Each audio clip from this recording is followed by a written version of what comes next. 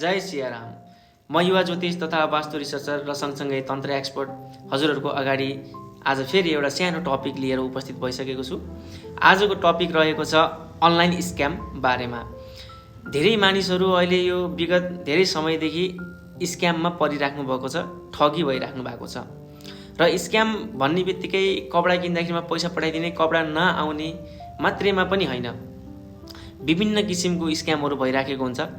Unknown नम्बरबाट message आएर म यस्तो यस्तो फलानो बोलिरहेको छु, तपाईँलाई यति लाखको लटरी परेको छ, तपाईँले मलाई कोड पठाइदिनुहोस्, तपाईँको ब्याङ्क एकाउन्टमा यति यति एमाउन्ट आउँछ भनेर पनि मान्छेको ब्याङ्क एकाउन्टभित्रको पैसाहरू पनि लुटिराखेको छ।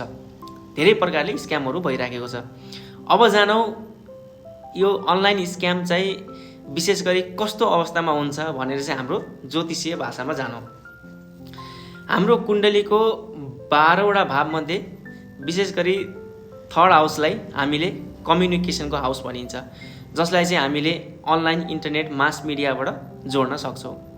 यदि केही गरी हजुरहरूको कुण्डलीमा थर्ड हाउसमा पाप ग्रह बसेको छ, क्रूर ग्रह बसेको छ, अथवा अन्य कुनै ग्रह बसेर पनि पीडित अवस्थामा बसेको छ र महादशामा नभएर अन्तर्दशा र प्रत्यन्तर दशाको टाइम पिरियड त्यो ग्रहको आयो भने हजुरहरू अनलाइन स्क्याममा पर्न सक्ने धेरै सम्भावना हुन्छ। त्यही भएर त्यस्तो नहोस् भन्नको लागि चाहिँ ज्योतिषीहरूसँग सल्लाह लिएर अगाडि बढ्नु होला। कुनै अनलाइन मिडियमबाट त्यस्तो भइराखेको छ भने एकचोटि कुण्डली देखाउनु होला कि तपाईँ स्क्याममा पर्दै त हुनुहुन्न भनेर देखाउनु होला, गर्नुहोला। र हजुरहरूलाई ज्योतिष परामर्श सँगसँगै वास्तु परामर्श र तन्त्र परामर्शको आवश्यकता छ भनेदेखिमा हजुरहरूले मलाई सम्पर्क गर्न सक्नुहुनेछ। देश बाहिर हुने जतिहरूले पनि अनलाइनमा सम्पर्क गरेर जोडिन सक्नुहुनेछ।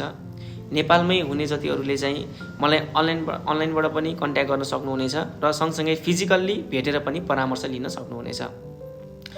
जन्ममिति, जन्म समय, जन्मबार, जन्मराशि केही पनि थाहा छैन भनेदेखिमा पनि हजुरहरूलाई परामर्शको लागि कुनै पनि समस्या आउने छैन। हजुरहरूले दिएको व्हाट्सएप नम्बरमा मलाई मेसेज गरेर जोडिन सक्नुहुनेछ। मेरो बायोमा गएर हजुरहरूले व्हाट्सएप नम्बर लिन सक्नुहुनेछ। जय सियाराम, जय श्री राधे।